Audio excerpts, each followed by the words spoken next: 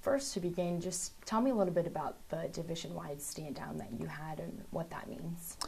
Well, on the 23rd of September, I decided to do a stand down. Actually, it was on the 22nd that I made that decision. And, you know, I made that decision because any loss of life here impacts the families, it impacts the unit the soldier belongs to, and it impacts me.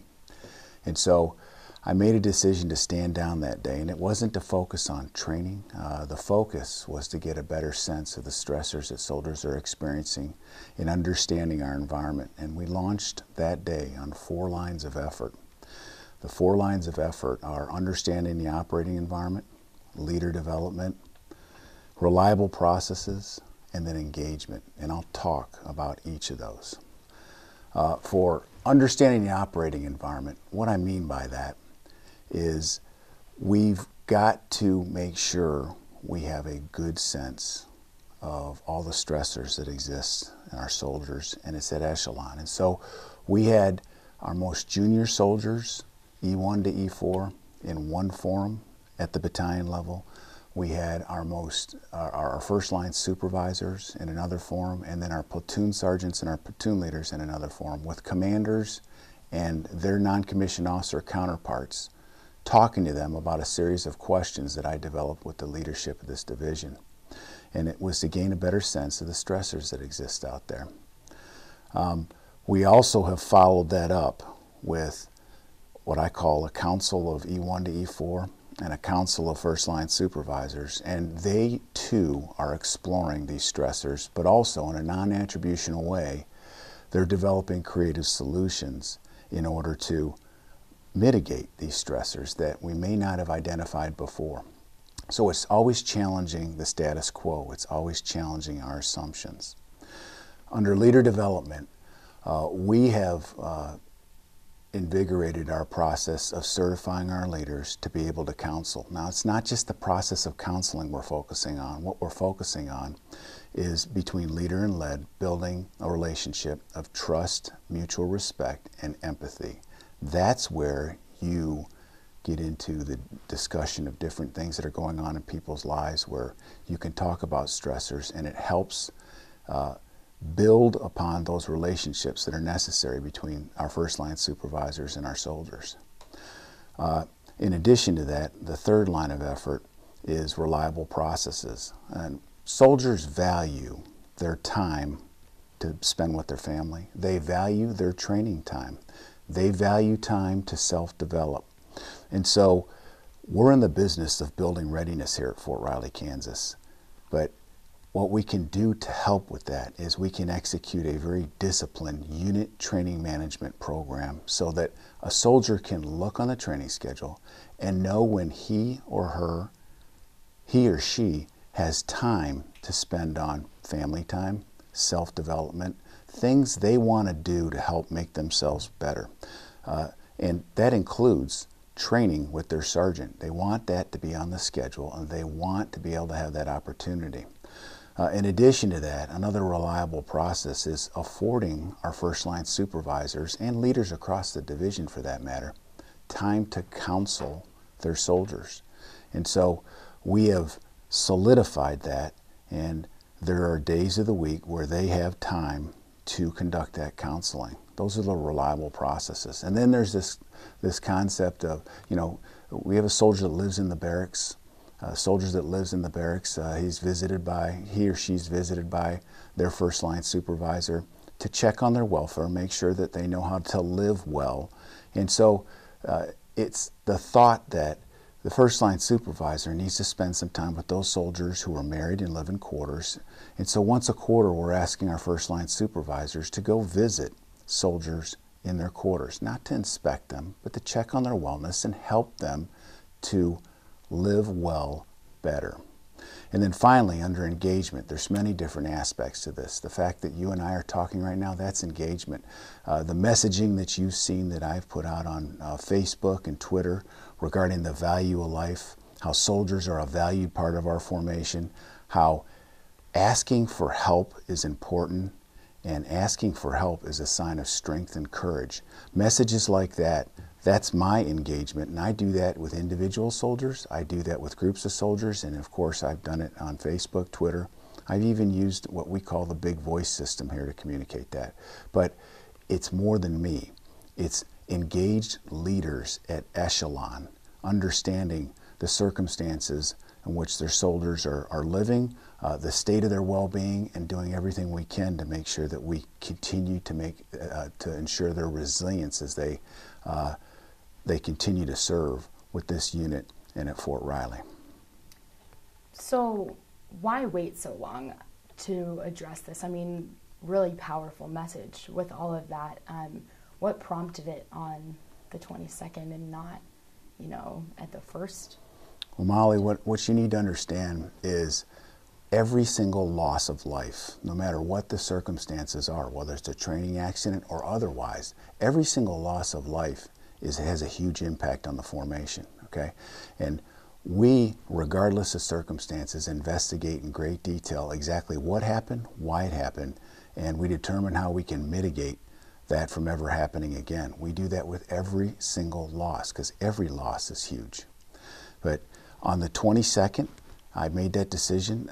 I decided it was time to take a look at the status quo and change the status quo. And so I did that collaboratively with the senior leaders of this division, but it was something that I wanted to move out with to determine how we can better mitigate the circumstances in which these soldiers, the stressors that they're experiencing, better understand them, better train our leaders to help understand them and how to mitigate them, and continue to improve the environment in which our soldiers are serving in. So what do you tell these families that, are affected by suicide, that are really desperate for the answers? I mean, you say it right there. I mean, value of life. What do you tell them? The first thing I tell them is I can't imagine how difficult it is to go through what they have gone through. I can't imagine how hard that would be. It impacts them and it impacts our formation. And our thoughts and prayers go out to each and every one of those families. But what I tell them is we will do everything we can to understand exactly why the unique set of circumstances led to a soldier deciding to end his or her life. The stressors were so great and so overwhelming that they decided that what they had in their future was of no value in comparison to the overwhelming stressors that they were experiencing. We're going to learn about that, and we're going to make sure that we share that appropriately in the right locations with the soldiers themselves, but also the leaders at echelon, so that we can mitigate those circumstances from happening in the future. So I think a big question on a lot of people's minds is, what is that common denominator surrounding your community members that are attempting suicide? So there's no one common denominator except for one. I'll explain it to you. I guess a better way to say that is there's one common denominator, but the point I want to make is that each one of these cases are unique circumstances. Molly, you have stressors in your life. I don't know what they are. I don't know what your breaking point is. Every person, I have stressors in my life, okay? And we're each unique individuals. And so that's what makes this so difficult. But in the end, the one thing that's a thread of continuity is that the stress was so overwhelming that that particular person no longer valued their future and decided to end their opportunity to be there for the future. And so that's the one thing, but the circumstances surrounding that are uniquely different with every one of these cases, and it's based on those factors I talked to you about previously. You and I are two different people. You and I cope with stress in different ways based on our experience, but we're unique individuals, and so there's no cookie cutter approach that we can apply. And so with that, I think it's easily forgotten by people, a leader, that you're a real person and you were once in their shoes as well. I mean, you are the commander, but you're also a soldier, so you know firsthand a soldier's life. what are those stressors in a soldier's life that an everyday civilian wouldn't know? Well, Molly, actually, they're quite similar. I mean, we've got the fact that soldiers have to deploy. It's not the deployment itself, it's deploying to and coming back from that can create stress, because I just recently completed a deployment. I hadn't spent any time with my wife for 9 months.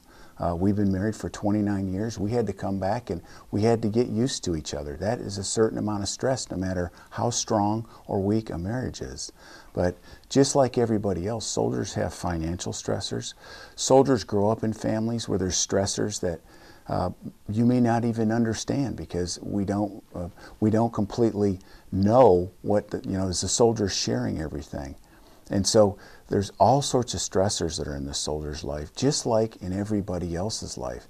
The question is which ones are impacting them at any particular time, and do they see a path forward? Is there someone that can help them provide a path forward? And that's why it's so important that we continue to emphasize that if a soldier needs help based on a relationship of trust, mutual respect, and empathy, if a soldier needs help, they need to ask for help, because asking for help is a sign of strength and courage. So I want to go back to your Value of Life letter. I read it, your soldiers heard it, your community members heard it, put it on social media. I mean, it was a very powerful message. But what is one takeaway that you want your soldiers and community members to come back to if they are struggling? It comes down to they are all a valued part of this team. And we need every one of those soldiers was assigned to this division to accomplish a specific task and purpose for this organization. We need them all. And so if they need help, they need to ask for help, because asking for help is a sign of strength and courage.